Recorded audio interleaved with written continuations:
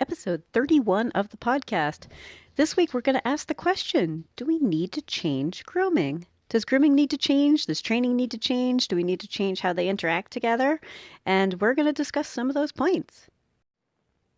This is the Creating Great Grooming Dogs podcast. I'm Chrissy Newmeyer-Smith. I'm a certified professional groomer, a certified behavior consultant for canines, and a certified professional dog trainer. And this, my friends and colleagues, is the podcast where grooming and training meet.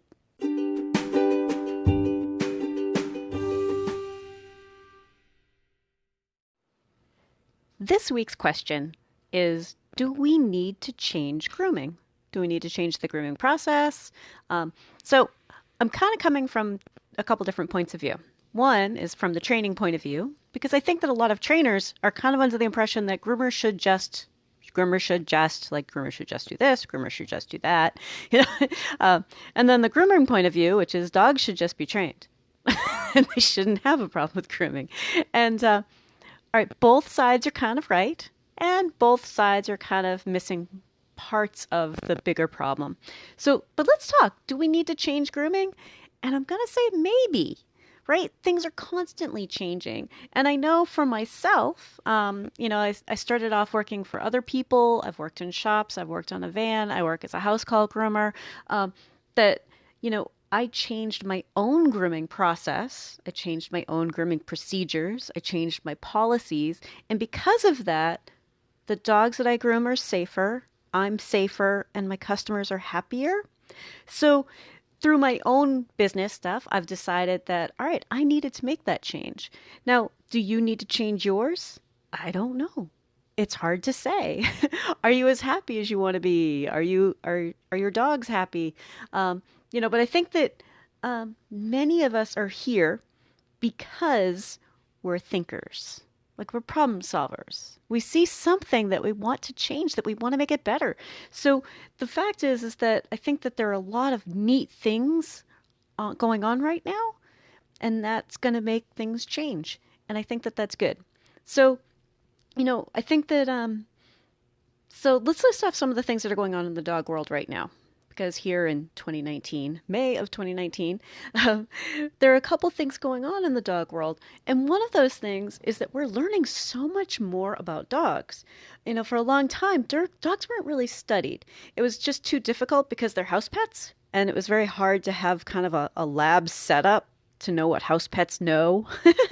But there have been some changes in that. And I don't know if you're familiar with Brian Hare or the Canine Cognition Project, but that's an awesome source. And I believe he wrote The Genius of Dogs. Brian Hare, Hare. I think it's The Genius of Dogs. Excellent book. But he started proposing that, well, wait a minute. You're saying that only some animals know how to do that, but I'm pretty sure my dog knows how to do that. And it's an interesting way of looking at things now that somebody has started researching, well, what do our dogs know? And what we're finding is that dogs are pretty unique, which many of us already knew. I really don't know why everyone is so fascinated by wolves, because dogs are at least as cool as wolves. At least. Dogs are awesome. But we are studying dogs more. And actually, the Canine Cognition Project is pretty cool because if you go on there, there are a lot of things that you can be doing with your own dog. There are a lot of let's test my dog and see how my dog responds, how my dog learns. But we're learning a lot more. And I'm also going to list another author. And sadly, he passed away pretty recently, but Raymond Kopinger, who studied dogs that are not pets.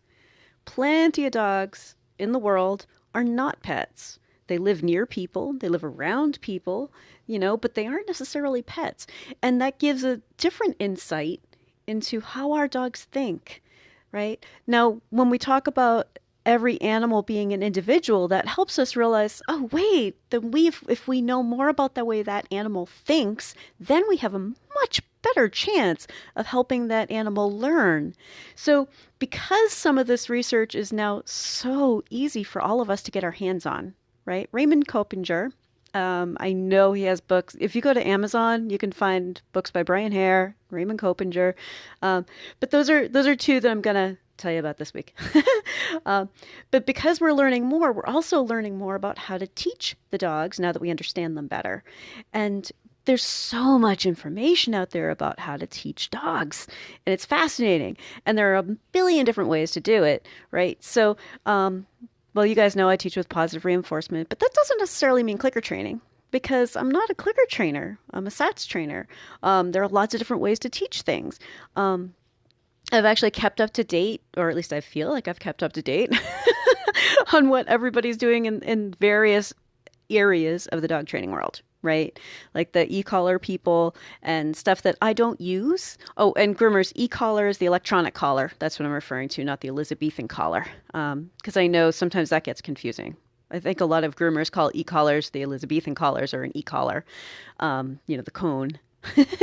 But the electronic collars, like something that I don't use, but I kind of watch and listen and learn, like, oh, this is how they're being used, and these are the kind of results people are getting, and how interesting. And I wonder how I feel about that. And that's okay to ask. How do I feel about that? Is it better or more efficient? Is what I'm doing better or more efficient? Is there something about that process that I can take to the process that I use? So there are lots of different things going on right now in the animal world, and that's pretty cool. Now, the third thing that's really cool that's going on in the animal world right now, or at least here in the United States, is that here in the United States, the modern dog owner is super into their dogs. And many of them are willing to be educated about what they need to know and work on their problems. I mean, if we tell them there's a solution set, they're like, great, where is it? How do I find it? What do I need to do? Right? They're really into their dogs, and dogs are family members in a way that they not necessarily were back when we were kids, or back even 15, 20 years ago, like that. I know I can't make assumptions about everyone's age, but even just in the last like 15 years, it's become very, very different. And so when we talk about the modern dog owner, some of the things that we used to do in grooming shops was kind of based on this idea that, first of all, we weren't real sure that a dog could learn it. Okay, and I'm going to say that but I know many of us as groomers kind of learned how to do trimming and do baths and do grooming on dogs who were behaving poorly because we just figured, what, I wish they had taught this dog as a puppy, right? And now we're finding, gosh, wait, no, we still have time to teach it, right? Many, many dogs can still learn. So some of the things that we had assumed or we had been taught, we've expanded on, right? Like, oh, now we know better. Cool. And now we have these owners who are like, yeah, okay, I'm willing to do that. We have more ideas on how dogs learn. Because, we talk about anthropomorphizing, which is assigning like human emotions to an animal. But I also find that there are times where a dog is scared and people are like, don't be anthropomorphic. He's not scared. They don't get scared like we do. But that's not really true either. Not every emotion is being anthropomorphic. Dogs can certainly be scared. They can certainly be frightened. And we can look at that, we can observe that, and we can measure it, right? A stress response is something that we can measure. Maybe not through cortisol levels, but a dog that's trembling, cowering, like we can see that. That's not anthropomorphizing. That's an absolute, this dog is in some stress. Right? We might not know in his head that he's thinking, oh, I hate this, but but we can definitely tell when an animal is stressed. But now we're learning more about behavior and we're learning more about the body language. To give you an example, I know many of us were taught as little kids, at least, like a wagging tail means a happy dog, but that's just not true. A wagging tail means an exciting dog. That could be agitated, excited. That could be aroused, excited. That could be angry. That could be thrilled. Like that just means excitement. It doesn't necessarily mean happy. So when we talk about the dog world right now, the other thing that we've got going on too, the fourth thing, because, of course, the first one was that we're learning so much more about dogs. The second is that we're learning more about how to teach dogs now that we understand them better. The third is the modern dog owner, just being super into their dogs. But this fourth one, we have access to new tools, technologies, things that help the process go smoothly, maybe more efficiently, maybe more quietly. I remember when I first started working with dogs, we didn't have a high velocity dryer. and I don't mean to make it sound like I'm crazy old because I'm not. So, but we didn't have a high velocity dryer. So we used to like squeeze the dogs out, but actually like teach them to shake so that they'd shake and then we could towel them off more. And when we'd teach them to shake again and they'd towel off more. God, I'm glad we got away from that of teaching dogs to shake, spending a day getting a golden retriever dry. But now that we have these high velocity dryers, we have things like Clipper Vacs, we have Happy Hoodies, we have not just the grooming loop above, but we have like the oh crap, what's the term? Oh, I forget. And I should probably edit that out, but I won't. But an attachment piece that goes from the neck so they can be clipped from above and clipped to the side, almost like cross ties, so that they can remain still on the table and not have a whole lot of space to spin. We just have a whole lot more equipment. And a lot of those things make life quite easy, which is nice, you know? I mean, I didn't go back to the point where we didn't have detachable blades. I was lucky enough that we were already into the Oster, golden A5s. but like time goes on, things get a lot easier, and because of that, we're also using shampoos and sprays to help dogs dry faster. There are a lot of neat things that are out there right now. So, do we need to change the grooming? Do we need to change the grooming process? So, from a grooming point of view, I would say that's an interesting question. Now, from a training point of view, I would say that it's more about learning more about the dogs and learning more about the grooming process. And we're going to continue that in the next part. If you're enjoying my podcast, please remember to subscribe so that you don't miss any episodes. So continuing with what we were talking about with do we need to change? So I think that many trainers are used to breaking things down into very, very small pieces. And I know a lot of groomers aren't really used to that. So one of the ways I describe that to my customers is when little kids are playing t-ball, like you learn how to hit a ball that's not moving, partly because you're not real skilled at batting yet, and none of your teammates know how to throw a ball, right? So even if you're learning like a game like baseball, breaking it up into its smallest bits, even if those don't look like the final game yet, right? So the kids are learning how to hit a ball that's not moving. The kids are learning how to throw a ball to each other. The kids are learning how to catch a ball. Eventually, one of the kids is getting pretty good at throwing a ball to someone who's going to try to hit it while it moves, right? Another example I give my owners is if you're learning a musical instrument, you usually break it down into really, really small pieces, right? So because I already know a couple of instruments, when I pick up a new one, I get a different baseline for where I'm starting.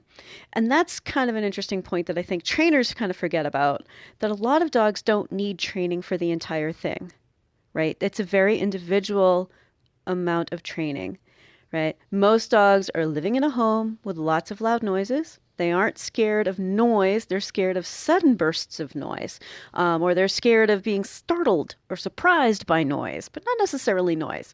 And that's one of the biggest examples that I hear trainers talking about, like, oh, of course he's scared. I mean, it's a loud dryer or a loud vacuum. And but almost like the musical instruments, if you started me with, okay, we're going to learn an instrument, and this is what the staff looks like, and this is how you find an F. This is low F, the F above middle C.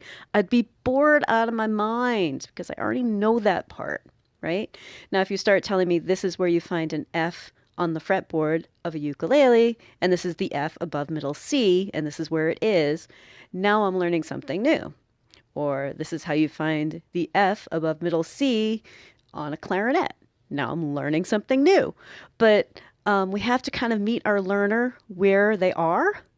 And that's kind of where training needs to adapt to the grooming process, because I think there are a lot of assumptions out there that the whole darn thing is scary and that we need to start off and use lots and lots of food and lots of counter conditioning and desensitization, and make them feel comfortable with every part of every little thing. And if only groomers weren't so scary, if only the grooming room wasn't loud. But I think that most dogs handle the grooming situation really quite well. So trainers, you're seeing the dogs that couldn't handle it very well. And we certainly need to break it down to where they can handle it. But when we start talking about a new dog, we need to start thinking, okay, well, what does this dog know? And maybe we should assume that this dog is going to be fine for it. Maybe we should. As a groomer, I do. I mean, I'm watching and I'm generally assessing as I go, but I'm working under the assumption that most dogs can handle it because that is my experience. Most dogs can. Now, does that mean that trainers should change what they're doing? No, it just means that we need to individualize it more, right? And groomers, I don't want you guys thrown under the bus with the whole, oh, well, groomers just need to do this, or groomers just need to do that, or grooming is just too stressful. And you know what? For some dogs, it may be too stressful. For some dogs, it may be too loud. But if we as groomers are thinking about ways that we can minimize that and we have an awareness of what those particular dogs need, then we can also make some changes. One of the things that I tell people is if they have a dog who is nervous, they shouldn't be bringing their dog in on a super busy day, right? Like don't have your nervous dogs in on the weekend. And people will complain. They'll say, "Oh my God, how am I ever supposed like I'm supposed to take some time off for my dog?" And but you know what? The fact of the matter is, if there's no Saturday or Sunday available for them, you'd be surprised how many people can take a couple hours off of the morning and off of the afternoon on one day, right? They can do it. They can do a Tuesday. They always find a way. Don't be apologetic about it. And it's not forever. If we teach a dog to be good for grooming, it's not going to be forever. It's going to be for a while we do the foundation work to help this animal feel comfortable, right? Calm, comfortable, and cooperative. And then eventually they're going to be able to handle that Saturday. For most dogs, maybe not all of them. So there are plenty of dogs that do best if there's not much going on. Like, you know, the ones that you might want to book for a Wednesday afternoon. You know, like, okay, special for this particular dog. I'm going to have you come in at 3 o'clock on a Wednesday after a bunch of other dogs have already gone through. You're going to be my last appointment of the day. You know, like think about ways that we can help minimize some of the stressors that a dog may be feeling or that we've already assessed that this dog finds stressful. But each dog, like I said, is so different. And that's part of what is really changing in the dog world is thinking about behavior as one individual's reactions to things that are happening around them or to them, you know, but to think about ways that we can make it easier, that also helps us think about, well, do we need to change some of our processes, right? Grooming isn't necessarily something that's going to be able to change a whole lot because the fact of the matter is that soap and water are necessary. Trimming, some sort of hair cutting is going to be necessary. But if we can space things out differently, if we can use products that help things go smoother, if we can use products that help things dry faster, if we can use equipment that's maybe quieter, you know, we have lots of things that we can modify. And if trainers are really knowledgeable about the grooming process, then they can do a nicer job of preparing dogs for the grooming process. And also, if we work together, we get this opportunity for us all to kind of be on the same page. Like, well, what I found was he was fine with this, he was fine with this, he was fine with this, he was fine with this. This part of the grooming process, he acted this way. And a trainer can take that and say, interesting. So there's a whole bunch this dog could handle, but this part wasn't quite enough. This part they didn't have enough information about, so we're going to need to help them out with it.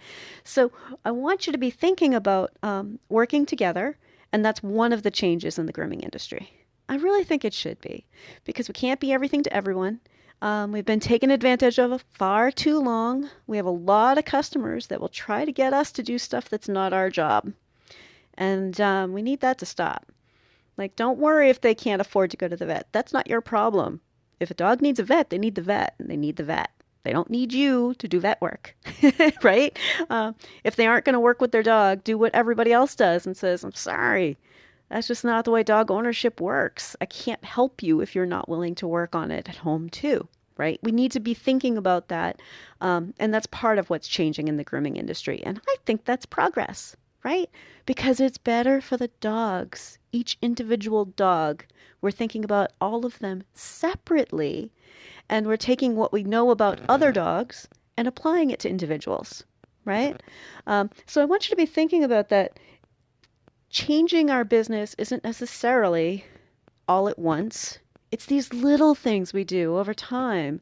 And if you make big changes, cool beans. There have been a couple times I made big changes, and yeah, I had to be really brave to do it. It was a little scary, right? So I want you to be thinking about this week.